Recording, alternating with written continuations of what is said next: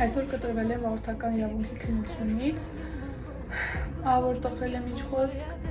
դրամա պետք է իմանենք փորձ 2 րոպեներ անց վարորդականից քննությանը լինելու,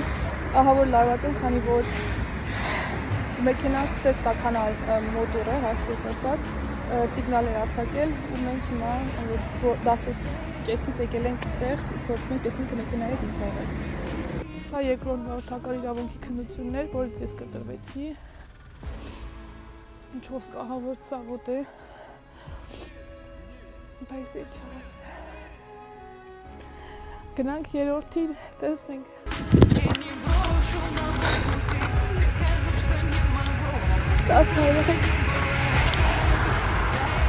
Անկեղծ մարդու հույս չունեի,